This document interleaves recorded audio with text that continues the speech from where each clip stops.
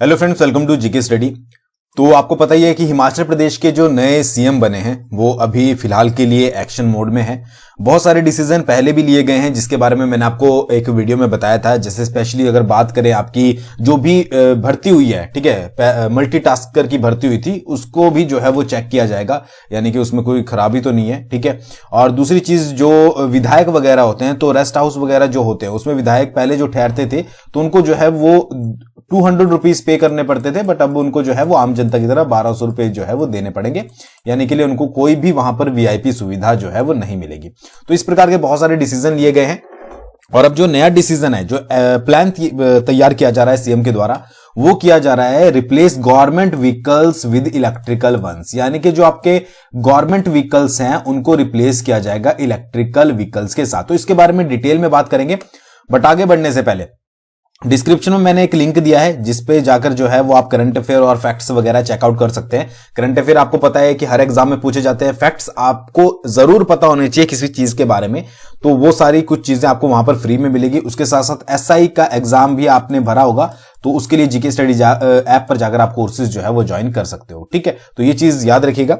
देखिए एक्चुअली पूरा प्रोसेस क्या है, ये हमारे जो नए सीएम है उनकी स्टेटमेंट है कि Himachal is blessed with abundant natural beauty. Himachal में जो है वो आपको पता ही है नेचुरल ब्यूटी बहुत ज्यादा है, और ये जरूरी है कि अगर आपको हिमाचल प्रदेश को टूरिस्ट डेस्टिनेशन बनाकर रखना है टॉप पर, तो ये उसका एनवायरमेंट सेफ रहना जो है वो बहुत जरूरी है। आप सभी को पता ही होगा गाड़ियां वगैरह से पॉल्यूशन ज्यादा होता है, साउंड पॉल्यूशन भी होता है, as well as environmental pollution भी होता है, और जो ग्लोबल वार्मिंग है वो भी कहीं ना कहीं जो है वो बढ़ती जा रही है, ठीक है। तो rather than imposing restrictions on private individuals, the government must show the way for clean transport by replacing existing vehicles with electrical ones as much as possible. तो ये स्टेटमेंट दी गई है सीएम के द्वारा कि रादर देन कि एक private individual पर जो है वो रिस्ट्रिक्शंस को जो है वो थोपा जाए, इससे बेटर है कि गवर्नमेंट को क्या करना चाहिए कि जो उनके एग्जिस्टिंग व्हीकल है उनको रिप्लेस करना शुरू करना चाहिए अपने इलेक्ट्रिकल व्हीकल के साथ, जितना भी जो है वो पॉसिबल हो सकता है। हिमाचल के सीएम ने यह भी कहा है कि जो अब वो खरीद करेंगे बसों की, यानी कि जितनी भी बसें अब खरीदी जाएंगी या फिर व्हीकल्स खरीदे जाएंगे, वो सारे जो है वो इलेक्ट्रिकल व्हीकल्स खरीदे जाएंगे, ताकि जो तेल वगैरह होता है, ठीक है, आपको पता ही है पेट्रोल वैसे भी महंगा हो रहा है, और बाकी जो एनवायरनमेंट में पोल्यूशन है उसको भी कम किया जाए। तो अभी ये स्टेटमेंट आई है। उसके साथ साथ क्या है कि उन्होंने क्या किया है कि नोडल डिपार्टमेंट को एक एक्शन प्लान तैयार करने के लिए बोल दिया है, जिससे जो है वो किस तरीके से, मतलब एक प्लान तैयार करना है कि जो आपके सारे गवर्नमेंट व्हीकल्स हैं उनको रिप्लेस किया जाए इलेक्ट्रिक व्हीकल्स के साथ एक फेज्ड मैनर में, ठीक है। जितने भी आपके पूरे ऑल ओवर हिमाचल में क्या है कि जितने भी आपके गवर्नमेंट व्हीकल्स हैं, जितने भी गवर्नमेंट ऑफिसर्स को व्हीकल मिले हैं, उन सभी को रिप्लेस किया जाएगा इलेक्ट्रिकल व्हीकल्स के साथ, ठीक है। जो भी आपके नेसेसरी इंफ्रास्ट्रक्चर होगा या फिर चार्जिंग स्टेशन होंगे, वो सारे पूरे आपके all over the state create किए जाएंगे, ताकि कोई चार्जिंग में जो है वो प्रॉब्लम ना मिले, ठीक है, यानी कि प्रॉब्लम क्रिएट ना हो चार्जिंग करते वक्त। सबसे मेन इशू क्या आता है आपका कि अभी चार्जिंग स्टेशन की जो है वो आपकी कमी है।